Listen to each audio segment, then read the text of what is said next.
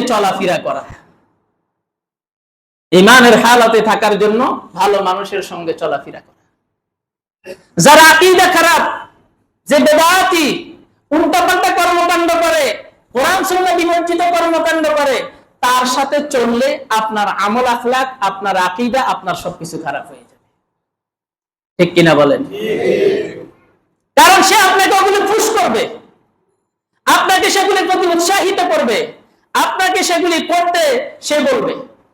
সহিহ বুখারীর হাদিস, قال رسول الله صلى الله عليه وسلم مثل الجليس الصالح والجليس السوء। খারাপ বন্ধু আর নেক বন্ধু, ভালো বন্ধুর উদাহরণ হলো মাসালুল কাসাহিবি কামাসালি সাহিবিল মিসকি ওয়াকিরিল হাদ্দাদ। ভালো বন্ধু আর খারাপ বন্ধুর উদাহরণ হলো, ভালো বন্ধুর উদাহরণ হলো আতর বিক্রেতার মতো, আর খারাপ বন্ধুর উদাহরণ হলো কামারের হাফরের মতো।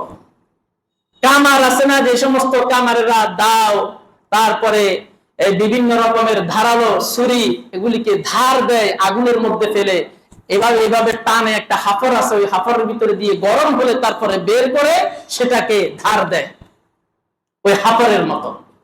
কিভাবে? যে ব্যক্তি আতর বিক্রেতা, লা ইয়াদামুহু মিন সাহিবিল মিসকি, আতর বিক্রেতার কাছে যদি আপনি যান, তার কাছে কখনো আপনি খালি হাতে ফিরবেন না। ইম্মা ফাতাশতারিহি, হয়তো আপনি তার থেকে আতর ক্রয় করবেন, আও তাজিদু রিহাহু, অথবা কিছু না কিছু গন্ধ হলেও আপনি আতরের গন্ধ পাবেন। আতর কিনতে গেলে দেখবেন আতরওয়ালা বলবে কিনা লাগবে না, আগে একটু লাগাইয়া দেখেন, বলে না যে কিনা লাগবে না, আগে একটু লাগাইয়া দেখেন। অথবা আতরের কাছে গেলেই তো সে যখন শিশির মুখটা খুলবে, তা আপনার কাছে কিছু গ্রাম লাগবে না? তো রাসূলুল্লাহ সাল্লাল্লাহু আলাইহি ওয়াসাল্লাম বলেন, ভালো মানুষ, আল্লাহওয়ালা মানুষ, নেককার মানুষ, বুজুর্গ আল্লাহওয়ালাদের সাথে চললে ওই সমস্ত তাদের ভালো জিনিস, সমস্ত তাদের ভালো কর্মকাণ্ড, এগুলি আপনাকে প্রভাবিত করবে, আপনি সেই আমলগুলো করতে আল্লাহর পক্ষ থেকে তৌফিক প্রাপ্ত হবে।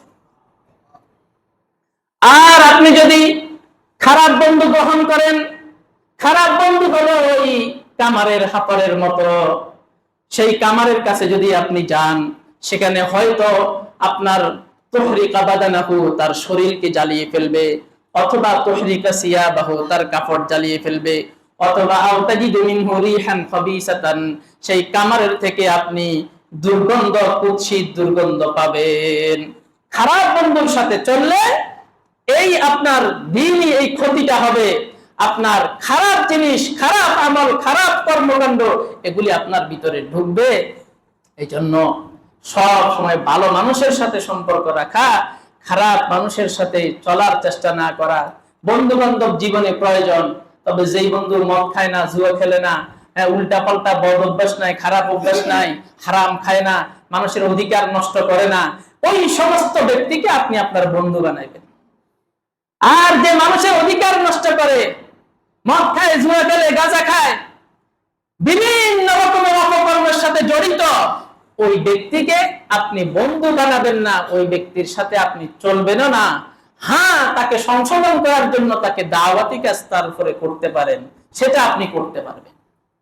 রাসূলুল্লাহ সাল্লাল্লাহু আলাইহি ওয়াসাল্লাম ভালো বন্ধু গ্রহণ করার জন্য আমাদেরকে বলেছেন। সহিহ বুখারীর আরেকটা হাদিস আবু দাউদ শরীফের ভিতরে এসেছে, আন আবি হুরায়রা থেকে বর্ণিত।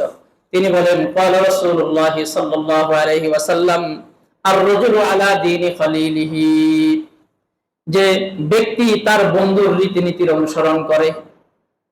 কোন ব্যক্তি কারো সাথে বন্ধুত্ব করলে ওই বন্ধু যেভাবে চলে, যেভাবে খায়, যেভাবে কথা বলে, ওই বন্ধুর লাইফস্টাইল, বন্ধুর নিয়ম নীতি সে ফলো করে, অনুসরণ করে।